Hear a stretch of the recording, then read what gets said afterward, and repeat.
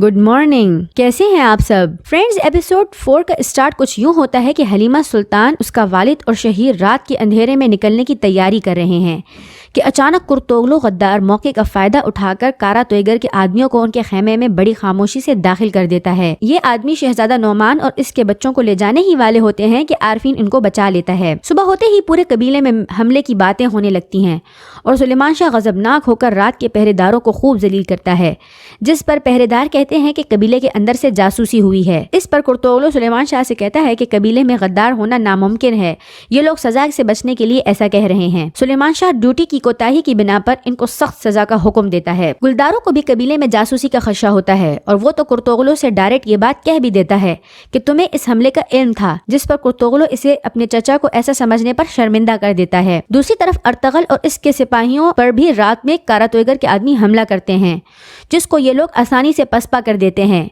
लेकिन नूरगुल के हाथ पर तीर लग जाता है। सुबह ये लोग उस मकाम से दूर जाकर नूरगुल के जख्म की मरहम पट्टी करने लगते हैं तो वहाँ फिर से इब्न अरबी आ जाते हैं और वो बहुत ही अच्छे अंदाज में नूरगुल की मरहम पट्टी करते हैं। इधर कारा तोयगर और टाइटस को इनकी नाकामी की खबर मिलती है तो दोनों सीखपा हो जाते हैं, लेकिन टाइटस कारा तोयगर को खूब जलील करता है और कहता है कि अब इसे खुद ही कुछ करना होगा, जिस पर कारा तोयगर इसे अपनी रियासत में खून रेजी से मना कर देता है क्योंकि इसे अलाउद्दीन को जवाब देना पड़ेगा। इधर खेमे में शहजादा नोमान आरफीन से इसका नाम पूछता है तो आरफीन इसे बताता है कि वो नोमान के बड़े भाई मलकुद्दीन का सच्चा सिपाही है और इसका नाम शमसुल आरिफीन है, जिस पर नोमान कहता है कि इसने इसकी जांबाजी के किस्से सुन रखे हैं। इतने में शाहीना आती है और हलीमा सुल्तान को अपने साथ हायमा खाला के पास ले जाती है। यहाँ हायमा खाला सिक्योरिटी में कोताही की माजरत करती है और इसके कबीले का नाम पूछती है तो हलीमा बड़े हेजिटेंट होकर इसको बताती है कि वो सलजोक के बानी कबीले कनक से है। फिर हायमा कनक की शाख का पूछती है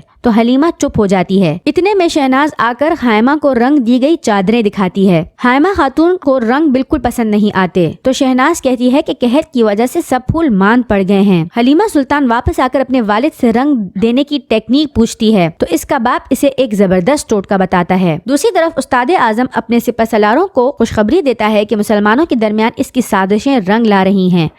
इसी तरह ये मस्क चेहरे वाली औरतों को वायरस छोड़ने वाले डब्बे देकर मुख्तलिफ कबीलों में फैलाने के लिए भेजता है। दूसरी तरफ अर्तगल और उसके साथियों ने इब्न अरबी के साथ खूब मजलिस लगाई हुई है। इब्न अरबी इन्हें अल्लाह और उसके रसूल सल्लल्लाहु अलैहि वसल्लम की बातें बताते हैं कि अचानक तितुश नमूदार होता है और इनको अपना तारुफ एक ताजिर अबू हशाम कहकर करवाता है। तितुश इनके दरमियान एतमाद हासिल करने की खातिर सलेबियों की खूब बुराई करता है, लेकिन इन जवानों का जज्बा बढ़ जाता है। फ्रेंड्स, यहाँ इब्न अरबी एक बहुत बड़ी शख्सियत के आने की पेशन गोई करते हैं जो अनकरीब पैदा होगा और वो बड़ी खिदमात करेगा मुसलमानों के लिए। वो मुसलमानों का बहुत बड़ा अमीर होगा और हरमैन का खादिम कहलाएगा। यहाँ इब्न अरबी अर्तगल गाजी के अपने बेटे उस्मान की तरफ इशारा कर रहे होते हैं जो सल्तनत उस्मानिया जो कि तकरीबन 600 बरस तक कायम रही उसके बानी थे। अर्तगल ये सुनकर बहुत महजूज होता है और दुआ करता है कि अल्लाह तबारक व तआला उसको तौफीक दे कि वो उसके झंडे तले मुसलमानों के लिए लड़े।